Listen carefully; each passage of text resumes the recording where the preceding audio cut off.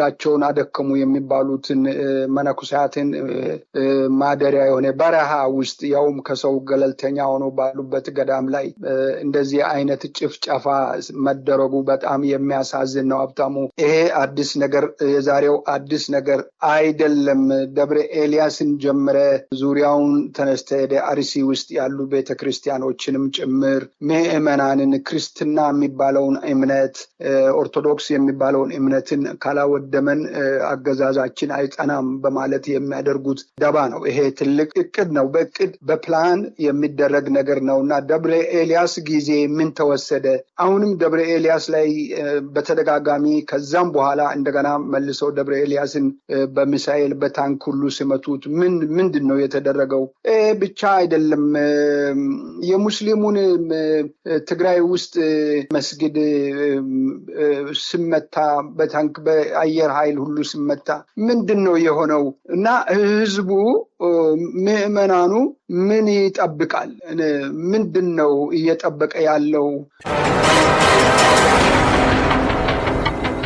የኢትዮጵያ ነጋዴ በእውነቱ የሀገሪቱ እንቁ የሀብት ምንጭ ነው። ራሱን ችለው ሌሎችንም ማህበረሰብ በንግድ ስራ ሸቀጥን በማቅረብ እህልን በማቅረብ ለሰው ልጅ አስፈላጊ ነገሮችን የሚያሟላ በየትኛውም ዓለም ላይ ነጋዴ ነው። ነጋዴ የሌለበት አገር የለም።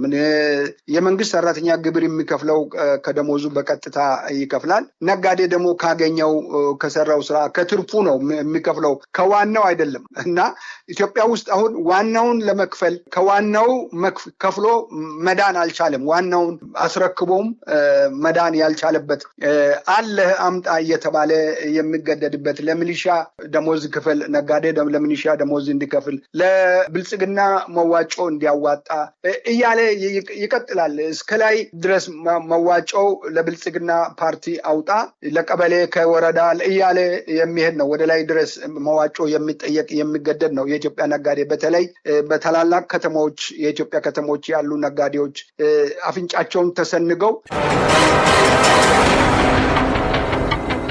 የመከሩት ምንድነው? ሲዳማ የኦሮሚያ ክልል ነው የሚል ነው። ለዚሁም ወንዶ ገነት እንደምታውቀው ወንዶ ገነት በሲዳማ ክልል ውስጥ ነው ያለው። ቱሪስት መናኸሪያ ነው። የተለያዩ ድንቅ የሆኑ ቦታዎች በዛ አካባቢ ላይ አሉ እና እሱን ከአርሲ ጋር በማገናኘት አርበጎና የሚባል በወዲያ በኩል ላይ አለ። የቡና አገር ነው። ወደዛ ያንን አሁን ጠቅልለው ለመያዝ ነው ከጌዲዮ ወዲህ ያለው ምድር። አሁን ጌዲዮን ወደዛ ጥለው መሀል ላይ ነው ሰሞኑን አንድ ወረዳ ላይ ወረራ አድርገው ሚሊሻ የኦሮሚያ ሚሊሻ ታዘው ወረራ አድርገው ወስደውታል። ሲዳማ ጋራም ውጊያ ተደርገው ብዙ ሰው ተጎድተው የሆስፒታል ነው የሞተው። ምን ያህል ቁጥር እንደሆነ እርግጠኛ በአሁኑ ሰዓት ላይ አይደለሁም። ይሄ ማለት ምን ማለት ነው? ወደዚህ በጠቅላላ ሲዳማን በሙሉ ወደዚህ ይርጋለምን ወደዚህ አስገብቶ በሙሉ ሊወስዱት ነውና ይሄ ነው የሆነ ያለው። ለዚህ ነው የሚዋጥ ከተማ የሚዋጥ አገር ነው ሲዳማ የበቃለት ነው ሲዳማ። ጤና ይስጥልኝ የተከበራችሁ የብሬዲዮ ቤተሰቦችና አድማጮች፣ በወቅታዊ ጉዳይ እንድንወያይ እንደወትሮ የአፍሪካ ሰላምና እርቅ ኢንስቲትዩት ዋና ዳይሬክተር ከሆኑት ከዶክተር ሸዋፈራው ኩራቱ ጋር እየተወያየን እንቆያለን። የፕሮግራሙ አዘጋጅ ሀብታሙ አሰፋ ነኝ። እስከ ውይይታችን ፍጻሜ አብራችሁ እንድትቆዩ በአክብሮት እንጋብዛለን። ጤና ይስጥልኝ ዶክተር ሸዋፈራው ኩራቱ፣ እንደምሰነበቱ። እንኳን በድጋሚ ተገናኘን። ጤና ይስጥልኝ ሀብታሙ፣ ስለተሰጠኝ እድል አመሰግናለሁ። እግዚአብሔር ይስጥልኝ። አሜን። ከልብ አመሰግናለሁ ዶክተር ሸዋፈራው። እንግዲህ ኢትዮጵያ እየመከረች ነው በሚል ከሐምሌ 8 ጀምሮ እንግዲህ 4000 ተሳታፊዎች የተባሉ በኋላ ላይ በእርግጥ በዝርዝር እናየዋለን የኦሮሞ ብልጽግና ፓርቲ እንዴት አድርጎ በህዝብ ላይ እየቀለደ እንደሆነ። ነገር ግን እንደው ለይስሙላ እንኳን ምክክር እየተደረገ ነው። ጦርነት ባለበት ምክክር ማድረግ አይቻልም፣ የህሊናና የፖለቲካ እስረኞች ሳይፈቱ ምክክር ማድረግ አይቻልም ከሚለው ጎን ለጎን እንደውም የተጠናከረ ጦርነት በመክፈት ይሄን የይስሙላ ምክክር ራሱ በራሱ አገዛዙ እያጋለጠው ይመስላልና በተለይ ደወሎ ላይ በአርሴማ ገዳም ላይ የተፈጸመውን የድሮን ጥቃትና እንግዲህ ኢትዮጵያ የኢትዮጵያ ኦርቶዶክስ ተዋሕዶ ቤተክርስቲያን ቅዱስ ሲኖዶስ ዛሬ ድረስም መግለጫ አልወጣም። ሀገረ ስብከቱም ዛሬ አገዛዙን ከጥፋት ተጠያቂነት ለማዳን በሚመስል መንገድ ዘግይቶ ያወጣው መግለጫ አለ። አጠቃላይ በተለይ ቤተክርስቲያኗ ላይ የእምነት ተቋማት ላይ የመነኮሳት፣ የሃይማኖት አባቶች፣ ቀሳውስት፣ ዲያቆናትና የአብነት ተማሪዎች ላይ ባለፉት 3 ዓመታት በላይ እንግዲህ ከደብረ ኤልያስ ጀምሮ ሲፈጸሙ የነበሩ ጥቃቶች አሉ። ከአማራ ክልልም ውጭ የተባለው በኦሮሚያ ክልል እንግዲህ በአሩሲ፣ በወለጋ ኦርቶዶክስ እምነት ተከታዮች የአማራ ብሔር ተወላጆች ላይ የሚፈጸሙ ጭፍጨፋዎች አሉና በየጊዜው እንዲህ አይነት ጥቃቶች እየተጠናከሩ መሄዳቸውን ተከትሎ በሌላ በኩል ደግሞ እነከሌ መግለጫ አልወጡም ተብሎ ዛሬም የጠባቂነት ጉዳይ አለ። ሁኔታው እንዴት ነው የሚከታተሉት? በጣም ኢምፖርታንት የሆነ ጉዳይ ነው። በየጊዜው አዳዲስ ነገሮች፣ አዳዲስ አጀንዳ እየሰጡ ዘመን እንደዚሁ እየቆጠረን ህዝብ እያለቀ ቤተ እምነቶች እየወደሙ ህዝቡም እንደዚሁ ዲስአፖይንትድ የሆነ ዝም ብለው ባለበት በስትሬስ ይዞት ግማሹ እያለቀ በአጠቃላይ አገርን እያጠፉ እነሱ ግን እንደፈለጉ እየተፈላሰሱ መኖሩ ነው የሚያሳዝነን። ሀብታሙ፣ በጣም የሚያሳዝን ድርጊት ነው። በአንድ አገር ላይ አገር መራለሁ፣ አገር አስተዳድራለሁ፣ ህዝብን ለመምራት ነው ብቁ ነኝ ብሎ የወጣ አካል ጋንግስተር ሆኖ ሌሎችን ጋንግስተሮችን ሰብስበው በህዝብ ላይ እንዲህ አይነት በእምነት ላይ እንዲህ አይነት ተቋም ሲያደርስ፣ ተቋማት ላይ እንዲህ አይነት ውድመት ምንም ነገር የማያውቁ ሰዎች በቃ ራሳቸውን አንዳንዱ በኢትዮጵያ ኦርቶዶክስ እምነት መሰረት መነነው በረሃ ወረዱ፣ ራሳቸውን ስጋቸውን አደከሙ የሚባሉትን መነኩሳትን ማደሪያ የሆነ በረሃ ውስጥ ያውም ከሰው ገለልተኛ ሆኖ ባሉበት ገዳም ላይ እንደዚህ አይነት ጭፍጨፋ መደረጉ በጣም የሚያሳዝን ነው። ሀብታሙ፣ ይሄ አዲስ ነገር የዛሬው አዲስ ነገር አይደለም። ደብረ ኤልያስን ጀምረ ዙሪያውን ተነስተ አርሲ ውስጥ ያሉ ቤተክርስቲያኖችንም ጭምር ምዕመናንን ክርስትና የሚባለውን እምነት ኦርቶዶክስ የሚባለውን እምነትን ካላወደመን አገዛዛችን አይጸናም በማለት የሚያደርጉት ደባ ነው። ይሄ ትልቅ እቅድ ነው። በእቅድ በፕላን የሚደረግ ነገር ነውና ደብረ ኤልያስ ጊዜ ምን ተወሰደ? አሁንም ደብረ ኤልያስ ላይ በተደጋጋሚ ከዛም በኋላ እንደገና መልሰው ደብረ ኤልያስን በሚሳኤል በታንክ ሁሉ ሲመቱት ምንድን ነው የተደረገው? ብቻ አይደለም። የሙስሊሙን ትግራይ ውስጥ ማን የሚባል የመስጊድ ስመታ በታንክ በአየር ኃይል ሁሉ ስመታ ምንድን ነው የሆነው? እና ህዝቡ ምዕመናኑ ምን ይጠብቃል? ምንድን ነው እየጠበቀ ያለው?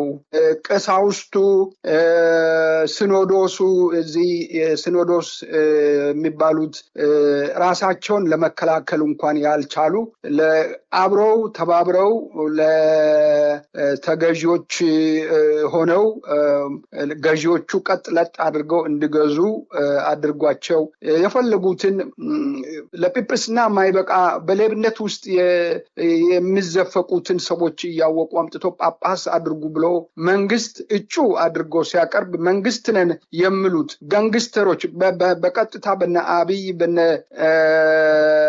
ዳንኤል ክብረት ትእዛዝ ጳጳሳትን ያልሆኑትን 7 ጳጳሳት ከአንድ ብሔረሰብ አንስቶስ ጳጳስ አድርገናል ሲሉ ምንድነው የተደረገው? ሰሞኑን ደግሞ ሀዲያ ውስጥ በደቡብ በሀዲያ ውስጥም እንደዚሁ ቤተክርስቲያን አቃጥለው ቤተክርስቲያን አፍርሰው ክርስትና ኦርቶዶክስ ክርስትና ሃይማኖትን ሲያባርሩ ምንድነው?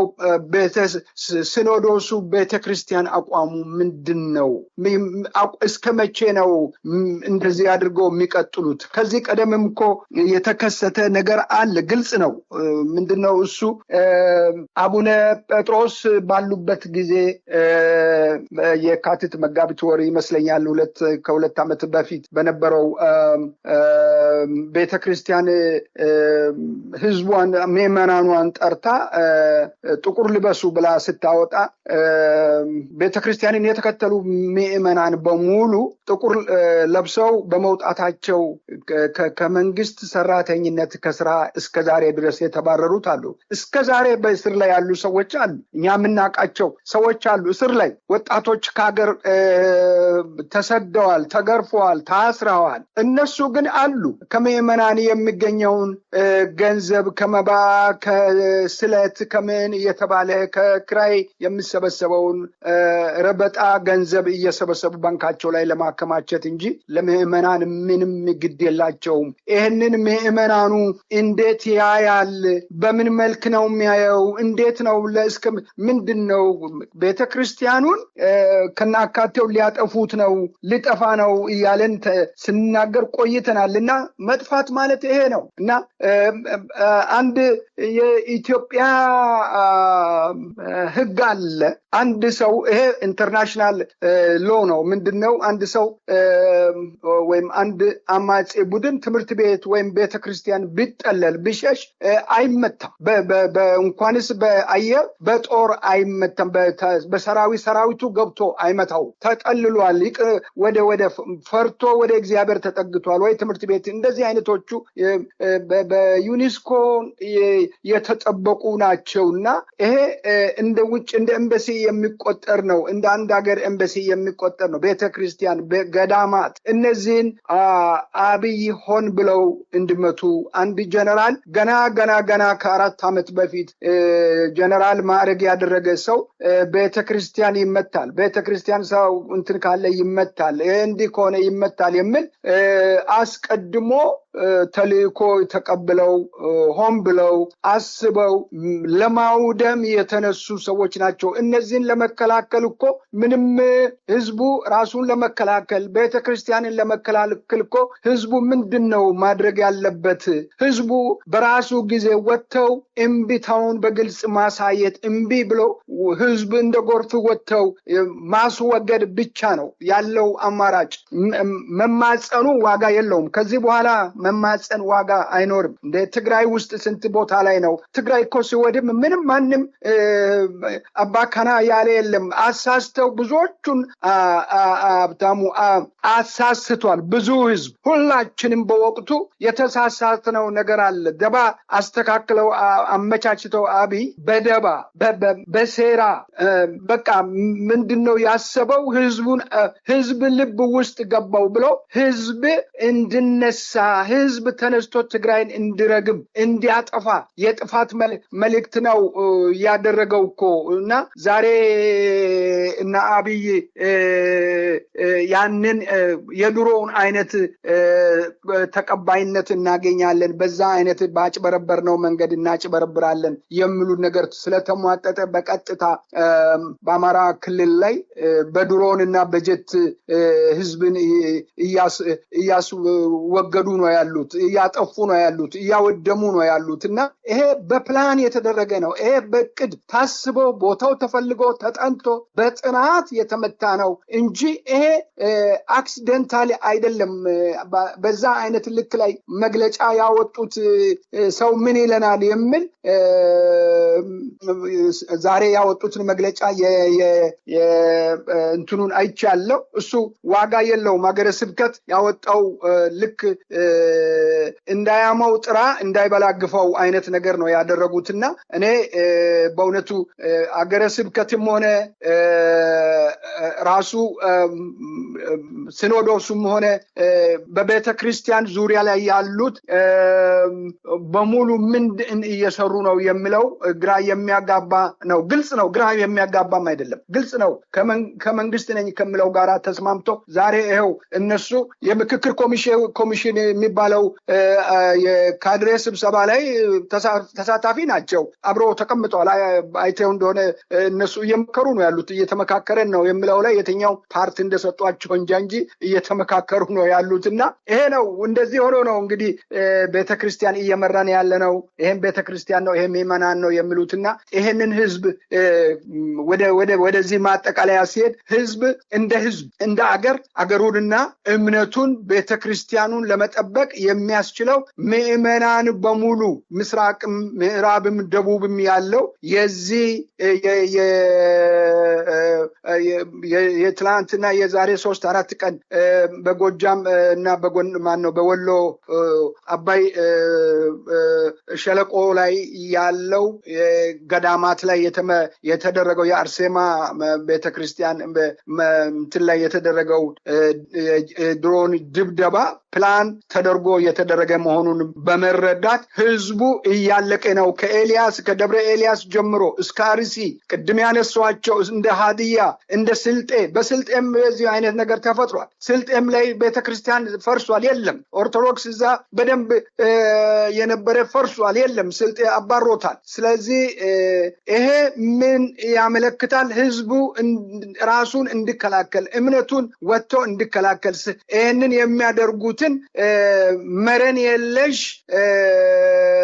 ጋንግስተሮችን ከአብይ አህመድ ጀምሮ ለማስወገድ በሚደረገው ትግል ላይ ትንቅንቅ ማድረግ አብሮ ጥሩምባ ነፍተው ከታጋዮች ጎን በመውጣት እምቢታውን በግልጽ ለማሳየት የሚያስችል ወሳኝ ትግል ውስጥ መግባት መቻል አለበት በዚህ ክረምት ብዬ ለመምከር ፈልጋለሁ። ሀብታሙ ከልብ አመሰግናለሁ። ዶክተር ሸዋፈራው እንግዲህ የምክክሩ ድራማ አስቀድሞ ሲሰጡ የነበሩ ግምቶች የነበሩት ሁኔታዎችን በግልጽ የሚያሳዩ እርምጃዎች እየወጡ ነው። የአዲስ አበባ የባለቤትነት ጥያቄ አንዱ እንግዲህ አጀንዳ ሆኖ ቀርቧል። የተለያዩ 4 አማራጮች ቀርበዋል ተብሏል። ራስ ገዝ የፌዴራል መንግስት መቀመጫ በኦሮሚያ ክልል ትካለለው የሚሉ የተለያዩ ሀሳቦች ቀረቡ ተብሎ ነበር። ነገር ግን ኮሚሽኑ አዘጋጃቸው ያላቸው የታሪክ የተለያየ ባለሙያዎች ያላቸው በሙሉ የገዢው ብልጽግና ፓርቲ በተለይም ኦሮሞ ብልጽግና ፓርቲን ዋና አጀንዳ ለማስፈጸም አዲስ አበባን የኦሮሚያ ለማድረግ ሰፊ ማብራሪያ በኮሚሽኑ መድረክ እንዲሰጥና ሌሎች አማራጮች አዲስ አበባ እንግዲህ በሽግግር ጊዜውም ክልል 14 ነበረች። በኋላ ደግሞ የፌዴራል ከተሞች ተብሎ አዲስ አበባና ድሬዳዋ የተለዩበት ሁኔታ አለ። አብሮ ደግሞ ህገ መንግስቱ ላይ ኢኮኖሚያዊ ጥቅም ኦሮሚያ ክልል ያገኛል ነው የተባለው እንጂ ኦሮሚያ ክልል ነች አልተባለም። ያንን ለማድረግ እየተሰራ ያለበት ሂደት አለና የኮሚሽኑን እንቅስቃሴ እየተከታተላችሁ ነው ወይ? እየተሰራ ያለው ድራማ ሌላው ህዝብ በአግባቡ አውቆ ይሄን ኮሚሽን ይሄን ድራማ እስኪጨርስ ድረስ መጠበቅ ያስፈልጋሉ? አዎ ከመሰረቱ ጀምሮ ነው እንግዲህ የዚህ የኮሚሽን የሚባለው በኦሪንቴሽን ተሰጥቶት በራሳቸው መካከል እንደ ባለፈውም አንዴ አንስቻለሁ ኮሎኔል ተብሎ ነው ፕሮፌሰር መስፍን የሚባሉ ሰው ኮሎኔል መስፍን ተብሎ ሲጠሩ እንግዲህ ሰምቻለሁ በሰዎችና እሱን ልዋስና መስፍን አራያ በእውነቱ ጤናማ ሰው ነው ወይ? ጤናማ አእምሮ ያለው ሰው ነው ወይ የሚለው በጣም አጠያያቂ በሆነ ሁኔታ ላይ ነው። ምንድነው ቅሙ? ከማን ከኢትዮጵያ ህዝብ ጋር ላይ ቅም አለበት ወይ? በቀል ነው ወይ? እና አብይ ለበቀል ነው የተነሱት። እነ ሽመልስ ለበቀል ነው የተነሱት። የኦሮሞ ብልጽግና ለበቀል ነው የተነሳው። ምናልባት መስፍን አራያም ከሱ ጋር ያሉትም ሰዎች ለበቀል ነው ወይ የተነሱት በኢትዮጵያ ጉዳይ ላይ በኢትዮጵያ ህዝብ ላይ የሚለው ነው በግልጽ ማየት የሚያስፈልገው ብዬ አስባለሁ። ይሄ በእኔ እምነት ቅመኛ እንደሆነ ነው የሚታየኝ።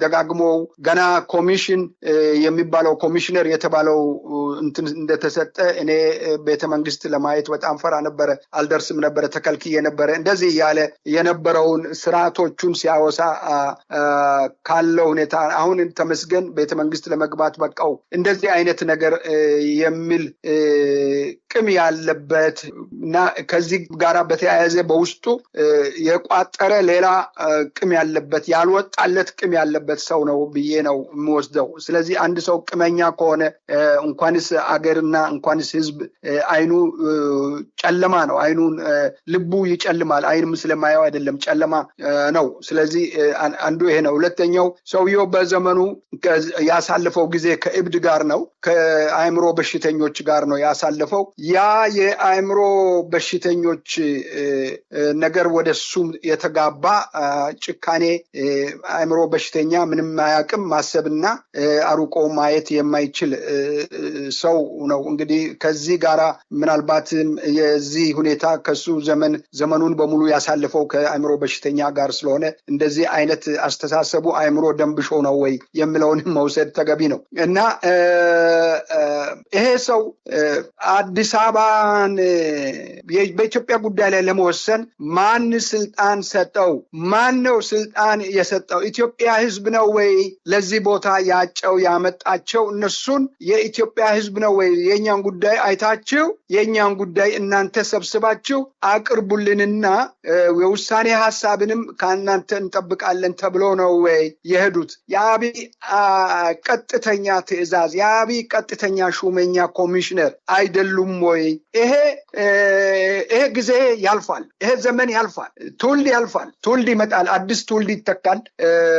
በኋላ ሌላ መዘዝ፣ ሌላ ጥላቻ፣ ሌላ ቅም በአገሪቱ ላይ፣ በህዝብ ላይ፣ በብሔር ላይ ጥሎ ማለፍ እነሱንም የታሪክ ተጠያቂ የነበረ ስም እየተሰጠ ያልነበረ አይደለም የነበረ የሰሩት ስራ እየሰጠ በዘመን በህይወት ካሉ ስማቸው ከምድርም በታች ከሰውም በታች ሆነው እየሰሙ የህግ ተጠያቂም ሆነው ይኖራሉ። ካሉ በህይወት ከሌሉ ግን ስማቸው ለልጅ ልጆቻቸው መሸማቀቂያ ይሆናል። የሰሩ ስራ ይሄ ነው እና አዲስ አበባን በተመለከተ፣ ድሬዳዋ ሞያሌን በተመለከተ፣ ሌሎችንም አካባቢም በተመለከተ የኦሮሚያ ከተማ፣ የኦሮሚያ አገር፣ የኦሮሚያ ግዛት ለማድረግ 3-4 አማራጮችን አቅርቧል። ድሬዳዋንም በ3 እንትን አቅርቧል። እንከታተላለን እና ሞያሌን በድፍኑ ወደ ኦሮሚያ ዝም ብሎ እንዳለፉ ነው የሚቆጠረው። ምክንያቱም ከሶማሊያ ጋራ ያለው እዛ የኢትዮጵያ ሶማሌ ጋራ ያለው የድንበር ጉዳይ፣ የኔ ይገበኛል ጉዳይ በኋላ ከዚህ እንትን በኋላ የሚመጣው ጣጣ መዘዙ ሶማሌና ኦሮሞ ወዴት እንደሚሄድ በግልጽ የሚታይ ነው። በጅጅጋም በኩል ላይ በዚህ በምስራቅም በኩል ላይ የኦሮሞና የሶማሌ ጉዳይ የሚነሳው በኋላ ላይ በጣም አደገኛ ሁኔታ ይጠብቃል። ከአፋሪም በኩል እንደዚሁ ይጠብቃል። ስለዚህ የኢትዮጵያ ጉዳይ በዚህ ልክ አይደለም። የኢትዮጵያ ችግር እነሱ አሁን ያቀረቡት ሐሳብ ፍጹም አይደለም። እኛ አገሪቱን በደንብ በጥልቀት የሚያውቁት ከኛም በበለጠ በኢትዮጵያ ውስጥ የኢትዮጵያን ችግር በጥልቅ የሚያውቁት አባቶች፣ ምሁራኖች ጋራ ጥልቅ ውይይት ከዚህ ቀደም ከ10 ዓመት በፊት አድርገናል። እነ ዶክተር አክልሉ ሀብቴ፣ እነ ነፍሳቸውን ይማር መኮንን ፒውታራሪ መኮንን ዶር የመሳሰሉት ስለ ኢትዮጵያ ታሪክ በኢትዮጵያ ላይ የደረሰውን ችግር የኢትዮጵያ ችግር ምን እንደሆነ በጥልቅ እኔ ባለሁበት በሰነድ አዘጋጅተን በሰነድ ተነስተናል። ስለዚህ ነው የአፍሪካ ሰላምና እርቅ ኢንስቲትዩሽንም የተፈጠረው ከዚሁ የተነሳ ነው። በጥልቀት የምናውቀው ጉዳይ ስለሆነ ነው። አሁን እነሱ ያቀረቡት ሐሳብ፣ እነሱ ያመጡት ሐሳብ ከምንም ጋራ ከኢትዮጵያ ችግር ጋራ ግንኙነት የለው። ይሄ አሁን የተሰበሰቡት ስብሰባ በጥልቅ የሚታየው ነገር አይደለም። ኦሮሚያን ለማጽናት አብይን የኢትዮጵያ ፕሬዚዳንት የሚለውን ስያሜ ለመስጠት፣ ፓርላሜንታሪውን ለማፍረስ፣ ፕሬዚደንሻል መንግስትን ለማቋቋም ብቻ ነው። ለዚህ ነው ዛሬ አሁን በምክክር ኮሚሽን ነን የሚሉ እነ መስፍን አርአያ አምጥተናል ጠርተን ከየክልሉ እያሉ የነበሩትን ሰዎች መልሰዋል። እነሱ የመለመሏቸውን መልሰው የኦህዴድ ባለፈው ሳምንት አንስተናል በሙሉ የኦህዴድ አባልና በቀሮ ሹመት የተሰጣቸው የወረዳና የዞን የአባላትን ነው። የአርሲ የሸዋ የነ ሽመልስ ሰዎች ናቸው። እነዚህ የነሱ ታማኝ የሆኑ ሰዎች በፍጹም የማይታወቁ በኦፒዲዮ ውስጥም የማይታወቁ ሰዎች ናቸው። ይሄንን ከኦፒዲዮ ሰዎች ራሳቸው ኦፒዲዮ ኦሮሞ የሆኑት እዛው ከነሱ ጋር ያሉት በግልጽ መረጃ እያቀበሉ ነው ለህዝብ በግልጽ እነዚህም የሚደረገውን ድርግት በግልጽ እያወጡ ነው ያሉትና ሀብታሙ በጣም አስደንጋጭ ነገር ነው የሚፈጠረው። ይሄ ሁሉ ሲሆን አንተ ላቀረብከው አሁን ውሳኔው የመጨረሻውን እንጠብቅ ወይ?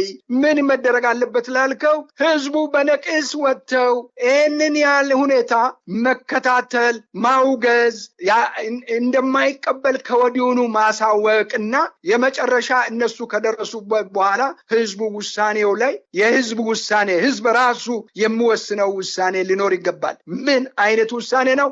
ስርዓቱን በመለወጥ ኢትዮጵያን በማዳን ሽግግር መንግስት በማቋቋም አዲስ ስርዓት አምጥቶ የኢትዮጵያን ችግር በጥልቀት ማየትና በጥልቀት የሚያውቁትን ምሁራንን የፖለቲካ ሰዎችን ሰብስበው የሚታይበት በኋላ የሚመጣ ነገር ይሆናል። በአሁኑ ሰዓት ላይ እንደምታውቀው ተቃዋሚ ፖለቲካ ፓርቲዎች እነ መረራን የመሳሰሉ ታዋቂ አጀንዳ መቅረጽ የኢትዮጵያን ችግር የሚያውቁ በፖለቲካ ምሁርነት የሚታወቁ ሰዎች የሌሉበት፣ የተለያዩ የኢትዮጵያ ምሁራን የሌለበት፣ የአማራ ምሁራን ያልገባበት፣ የደቡብ ምሁራን ሌሎቹም ያልገቡበት እንዲሁ በመላ እነሱን ይወክላል የሚሉት የራሳቸው ፖለቲካ ተጠሪዎችን ሰብስበው ካድሬ አምጥተው የሚያደርጉት ስም የምክክር የሚባል ነገር ዋጋ የለውም፣ ፋይዳ ቢስ ነው፣ ኢትዮጵያን ለማፍረስ ነው። ኢትዮጵያ በዚህ አይነት አትቀጥልም።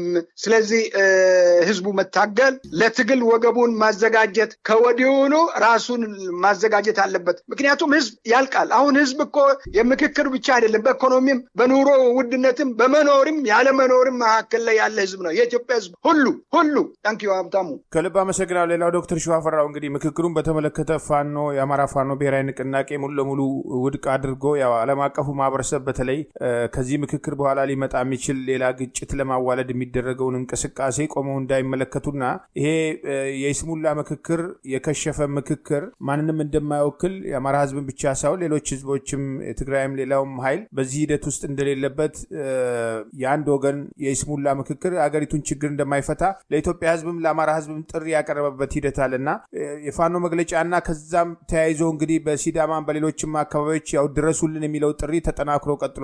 መሄጃ አጣን በኦነግ ሸኔ ስም የሚደረገው ጥቃት እየጨመረ መምጣቱን፣ ቤት እየተቃጠለ ነዋሪዎች እየተፈናቀሉ መሄዳቸው ሁሉም ጋር እየተገለጸ ነውና መቼ ነው ተባብሮ መቆም የሚቻለው? እንግዲህ ያልተደራጀ ህዝብ ያልታገለ ህዝብ መብቱ የሚከበርበት ሁኔታ እንደሌለ በተደጋጋሚ ሲገለጽ የነበረው ነው። አሁንም እሱ ነው እየቀጠለ ያለውና የፋኖን የምክክር ኮሚሽኑን አስታኮ ያወጣው መግለጫ እንዴት አዩት? በደቡብ ያሉ ጥቃቶችንስ እንዴት ነው እየተከታተላችሁ ያላችሁት?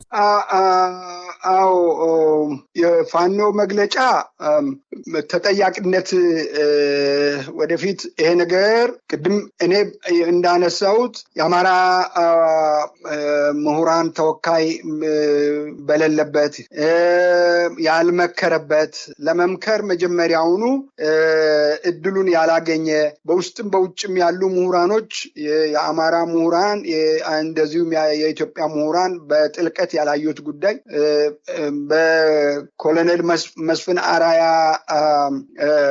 ግብታዊ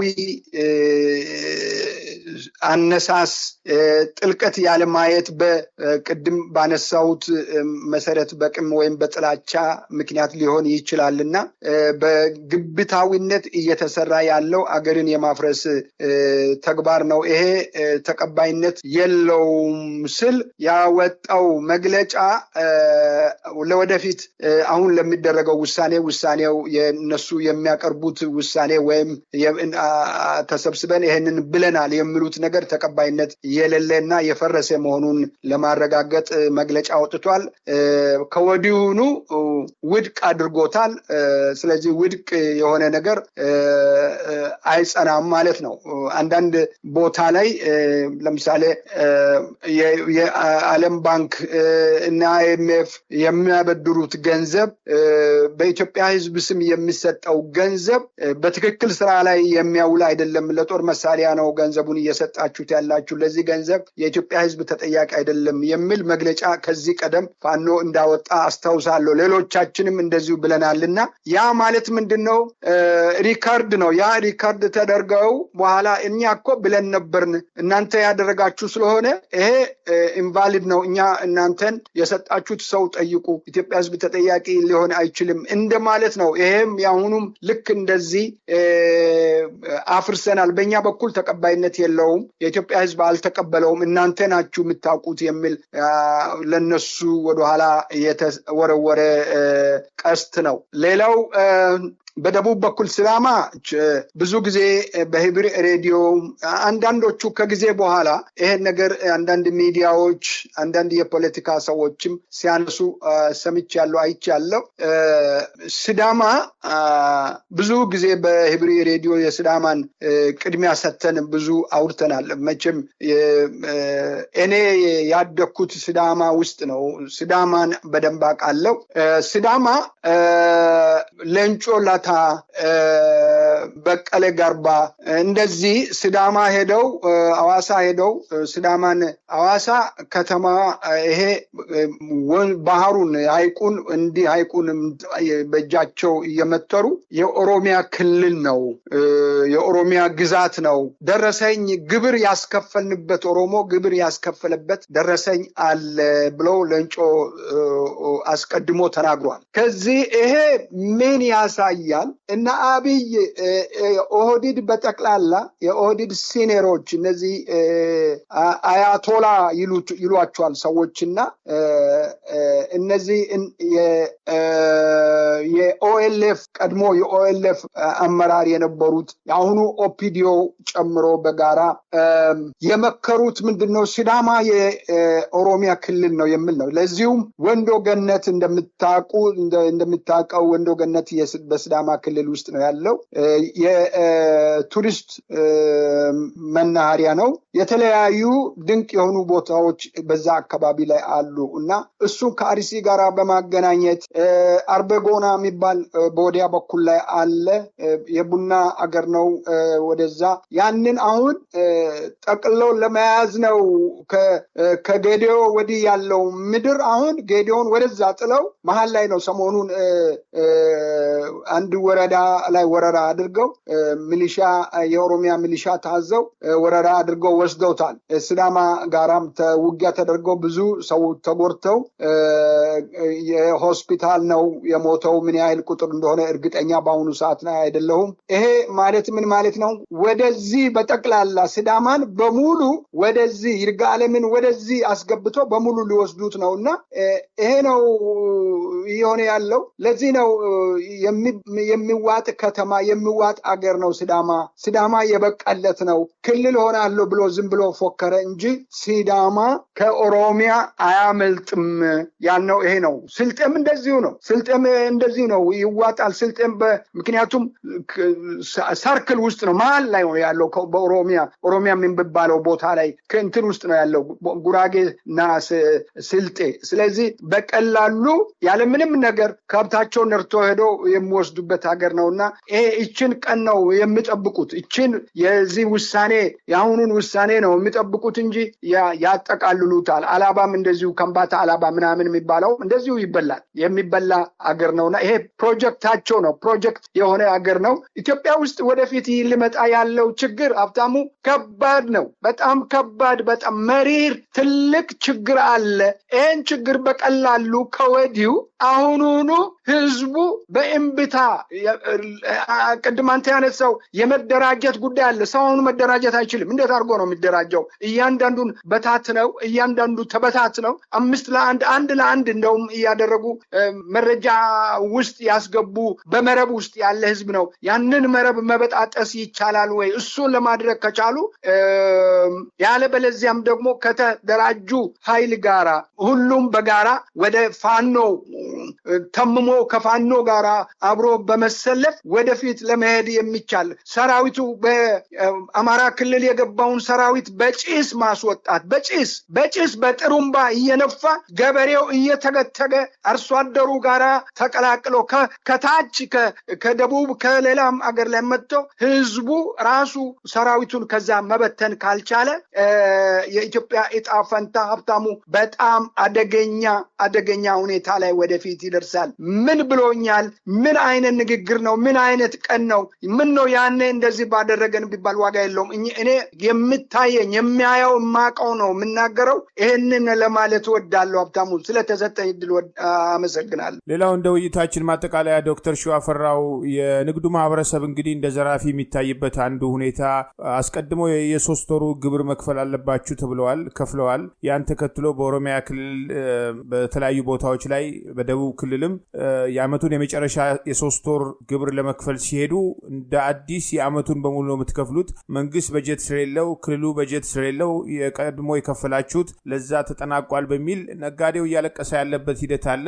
የግብር አሰራሩ እንግዲህ በየጊዜው አስተያየት የሚሰጥበት ነው። እንዲህ አይነት ዘረፋ ግብር መክፈል የትም ሀገር አለ፣ ነገር ግን ለልማት ለሀገር ጥበቃ የሚውል ነው። ይሄ ጦርነት እየፈለፈለ ያለው አገዛዝ ለተጨማሪ ጦርነት የሀገሪቱን ሀብት እያባከነ ዜጎችን በግብር ስም የሚዘርፍበት እንቅስቃሴ፣ ያ የግብር ጫና ያለበት ነጋዴ ደግሞ ዞሮ ዞሮ ሸማቹ ላይ የራሱን ጫና የሚያደርግበት ሂደት አለና ነገሮች እየተወሳሰቡ እየሄዱ ነው። ይህን ሂደትና ቅሬታ እንዴት ነው የምትከታተሉት?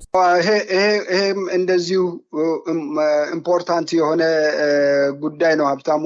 የኢትዮጵያ ነጋዴ በእውነቱ የሀገሪቱ እንቁ የሀብት ምንጭ ነው። ራሱን ችለው ሌሎችንም ማህበረሰብ በንግድ ስራ ሸቀጥን በማቅረብ እህልን በማቅረብ ለሰው ልጅ አስፈላጊ ነገሮችን የሚያሟላ በየትኛውም ዓለም ላይ ነጋዴ ነው። ነጋዴ የሌለበት አገር የለም። የመንግስት ሰራተኛ ግብር የሚከፍለው ከደሞዙ በቀጥታ ይከፍላል። ነጋዴ ደግሞ ካገኘው ከሰራው ስራ ከትርፉ ነው የሚከፍለው፣ ከዋናው አይደለም። እና ኢትዮጵያ ውስጥ አሁን ዋናውን ለመክፈል ከዋናው ከፍሎ መዳን አልቻለም። ዋናውን አስረክቦም መዳን ያልቻለበት አለ። አምጣ እየተባለ የሚገደድበት፣ ለሚሊሻ ደሞዝ ክፍል፣ ነጋዴ ለሚሊሻ ደሞዝ እንዲከፍል፣ ለብልጽግና መዋጮ እንዲያዋጣ እያለ ይቀጥላል። እስከ ላይ ድረስ መዋጮው ለብልጽግና ፓርቲ አውጣ፣ ለቀበሌ ከወረዳ እያለ የሚሄድ ነው። ወደ ላይ ድረስ መዋጮ የሚጠየቅ የሚገደድ ነው። የኢትዮጵያ ነጋዴ በተለይ በታላላቅ ከተሞች፣ የኢትዮጵያ ከተሞች ያሉ ነጋዴዎች አፍንጫቸውን ተሰንገው በሙሉ አብዛኛው የሚባለው ከስሯል። የከሰረውን ደግሞ አልከሰርክም ክፈል ነው የምንለው። የምን ክሳራ ነው ክፈል ይሉታል። ፈቃዱን መልሽ ያለው ስል ፈቃዱን መመለስ የለብም ስለመለስክም ትከፍላለህ እየተባለ ነው። እንዲህ አይነት ፍርደ ገምድል ነው። ምንድነው? አንድ አባባል አለ፣ ዳኛው ዝንጀሮ መፋረጃው ገደል። ለማን ይነገራል እንዲህ አይነት በደል ይባላል። እና ለማን ነው የምንነገረው? ለማን ነው እንዲህ አይነት ነገር የሚገለጸው? ለማን ነው የሚገለጸው? እና ለኢትዮጵያ ነጋዴ ገደል ሆኖበታል። ኑሮ ገደል ሆኖበታል። የሚሰማው ነገር ሁሉ ገደል የሆነበት ነጋዴ ነው። እና ይህንን ነጋዴ የኢትዮጵያ ነጋዴዎች ከትንሹ ከጉሊት ጀምሮ ዋጋ ቫሊዩ ያላቸው ሰዎች ናቸው። ዋጋ ለሰፈሩ የሚያቀርቡት አስፈላጊ፣ ያ ጉሊት የተቀመጠው ዛሬ ከጉሊት ከሚነግደው በላይ ግብር ይጠየቃል። አዳነች አቤቤ ገላዋን ከነሱ በምትሰበስበው ገንዘብ ገላዋን ሰርጀሪ አድርጋ አስወጥራ ወጣት ልጅ መስላ ይኸው የምትታየው የ70 ዓመት አሮጊት ዛሬ የምታያት ነው። ይሄ ከምን የመነጨ ነው? የነጋዴው ገንዘብ ነው። እያንዳንዳቸው በእንደዚህ አይነት ነው የኢትዮጵያን ሀብት። ይሄ እኮ ገላን ማስወጠር ማለት ተርፏት ከአቅም በላይ ገንዘብ ሰብስባ አሽሽታ በጣም ከልክ በላይ ጠግባ ነው እንደዚህ አይነት ነገር ውስጥ የገባችውና ነጋዴው ማድረግ ያለበት ምንድነው? ሮሮ አይደለም፣ አልቅሶ አይደለም፣ ምን ልሁን ብሎ አይደለም። ምን ልሁንማ አይኑ ላይ መጥቶበታል። አይኑን ልጆቹን ራሱን ሊያጠፋ መጥቷልና የኢትዮጵያ ነጋዴ መታገል አለበት። ትግሉን ነጋዴ ይጀምራል። በአፄ ኃይለ ሥላሴ ጊዜ ትግል የጀመረው የአዲስ አበባ ታክሲ ማህበር ነው። ታክሲዎቹ ያነሱት ትግል ወደ ወታደሩ ነው። በኋላ ወታደሩ የታዘዘው ወታደር እንደ መብታቸው ነው በሚል ከነሱ ጋር ተቀላቅሎ ነው አብዮት ያፈነደው። ያልታጠቀ ህዝብ ንጉሱን ከስልጣን ለማውረድ የሚያስችል ወጣቱ ተነሳስተው ነጋዴው ከዛ በኋላ ተቀላቅሎ ነውና የኢትዮጵያ ነጋዴ ምክንያት ሊሆን ይችላል። ሁሉም አንድ አዲስ አበባ እየጠፋ ያለ መሆኑን ካወቀ የአዲስ አበባ ነጋዴ መኖር ያለ መኖር መካከል ላይ ያለ ስለሆነ ነገ ያለ መኖር ውስጥ ከሚገባ ዛሬ ለመኖር ሱቁን ዘግተው ንግዱን አቁመው እምቢታውን ለመግለጽ ህዝባዊ አመጽ ውስጥ መግባት ትግሉን የውስጥም በብረት አንስቶ ያሉትንም በመደገፍ በሁሉም ነገር ላይ እምቢታን በማሳየት ካልታገለ በቀር ፈቃዱን መልሶ ግብር መክፈል አይቀርም። ቅድም ያነሳናቸው ነገሮችን በሙሉ ከማድረግ ወደኋላ አይቀርም። ሞት ብቻ ነው የሚጠብቀው። ስለዚህ ከሞት ለማምለጥ መታገል አለበት። አለበት። ይሄ ለኢትዮጵያ ነጋዴ የማቀርበው ጥሪ እምቢታውን በይፋ ያሳውቅ። እምቢታውን አላደርግም የሚለውን ሁልጊዜ እኮ እሺ ማለት ባርነት ነው። ባርነትን አሽቀንጥሮ መጣል አለበት። ይሄንን ለማለት ፈልጋለሁ። ለኢትዮጵያ ትግል ወሳኝ ቦታ አለው ነጋዴ። እምቢታው ወሳኝ ቦታ አለው። ነጋዴ ሁሉን ማንቀሳቀስ ይችላል። ታንኪዩ ሀብታሙ። ከልብ አመሰግናለሁ ዶክተር ሺዋፈራው ኩራቱ። እንደወትሮ ሁሉ ወደፊትም በሌሎች ወቅታዊ ጉዳዮች እንወያያለን። እግዚአብሔር ይስጥልን ነበርን ቆይታ። አመሰግናለሁ። አሜን። ክቡራን የህብር ሬዲዮ ቤተሰቦችና አድማጮች ስታደምጡ ለቆያችሁ ምስጋናችን ድረሳችሁ። የህብር ሬዲዮ ኦፊሻል ዩቲዩብ ቻናላችንን ሰብስክራይብ ያላደረጋችሁ ሰብስክራይብ በማድረግ በተጨማሪም የደውል ምልክቱን በመጫን የህብር ሬዲዮ ቤተሰብ እንድትቀላቀሉ በአክብሮት እንጋብዛለን። ከቻናላችን በተጨማሪ በአገር ቤት በአማራ ሳተላይት ታገኙናላችሁ። እንደወትሮ ሁሉ የህብር ሬዲዮ ቤተሰቦች ፕሮግራሞቻችንን ላይክ በማድረግ ሼር በማድረግ አስተያየቶቻችሁን በመስጠት አብሮነታችሁን ትገልጹ በአክብሮት እንጠይቃለን። በድጋሚ እናመሰግናለን። ጤና ይስጥልን። ቸር እንቆይ።